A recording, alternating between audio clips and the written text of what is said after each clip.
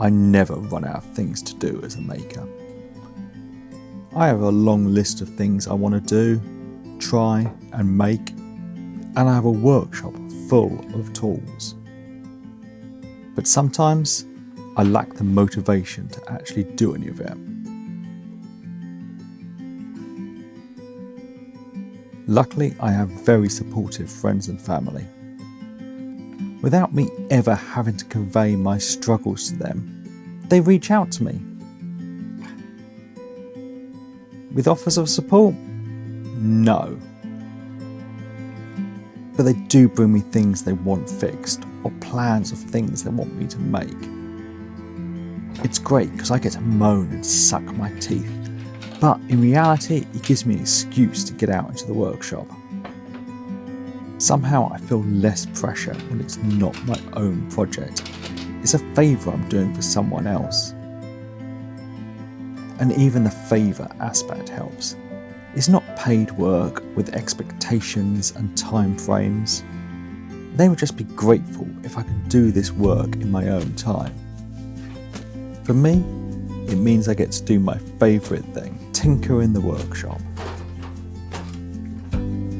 Maybe with a cup of tea and the radio on, it's hard to think of a better way to spend the day. On my job list today is this little broken shelf. For us woodworkers, it's a dab of glue and a clamp, but other people think it's just rubbish and needs throwing away. For us, it's just a simple job. But we don't always have to let on how simple these things are for us. It's nice to have several jobs to tinker with because when the glue is drying on one, you can get on with the next one on the list. After the first cup of tea is finished, of course. Request number 2 is some kind of way to hang this delightfully coloured guitar on a wall. And I think out in the shed I might just have a perfect piece of oak to use for this. I did some research on hooks for guitars, and when I often do something like this, I'm genuinely shocked at what you can buy things for.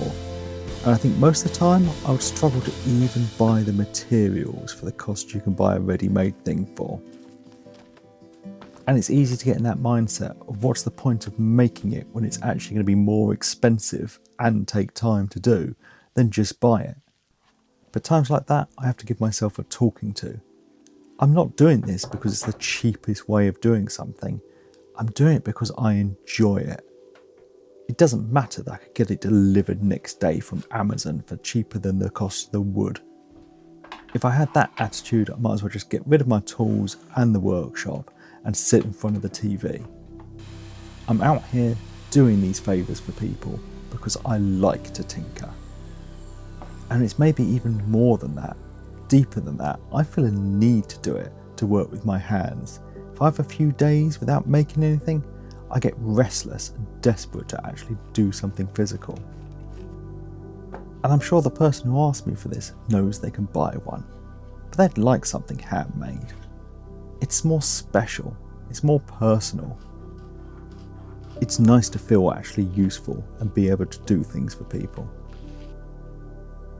My design for this is definitely not going to be complicated. I'm thinking a block of wood with 2 dowels in to hold the guitar. The one kind of interesting design element I can think for this though is that it needs attaching to the wall, and I'm going to try and hide those screw holes. I've got a 12mm plug cutter. I've started out with quite a thick piece of oak and now I can drill about 3/4 of the way through with this.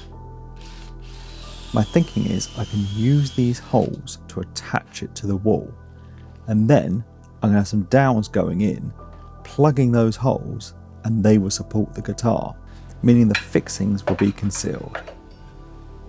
That's gonna work.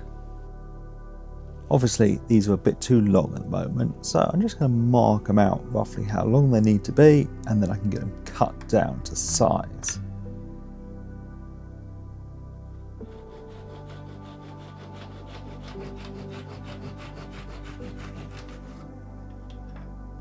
Now, because I needed to start with quite a thick piece of wood to be able to get the screws and the dowels in, it's got a bit of a chunky look, and I want to thin the appearance down a bit. So I'm just going to chamfer the edges with a 45-degree bit in the router. Sometimes I think a subtle little easy detail like this makes all the difference. Thins down the appearance of the wood and makes it all look a lot less blocky. Time to give the plate a quick sand down, and I need to do the dowels as well. Fiddly to do little things like dowels, so what I'm going to do is get them chucked up into my drill, and then I can spin them over some sandpaper to kind of chamfer the ends of these as well.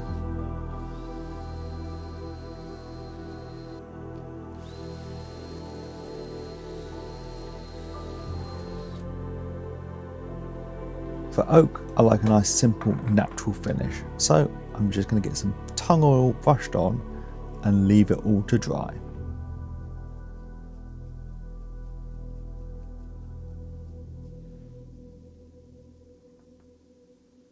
This is all dried now, so how it's going to work is you get it screwed to the wall through these holes, then you get the pegs into place, which go in nice and snug after they've been oiled. Then the guitar can hang off it. So that's one of my jobs off the list done. Let's have a look how that shelf is doing now.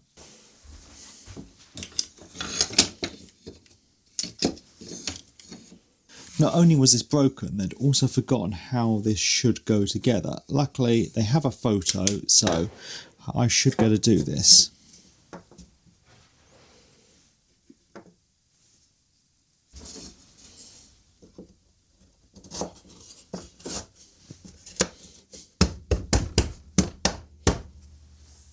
So that's both of the things done. I've had a day in the workshop tinkering.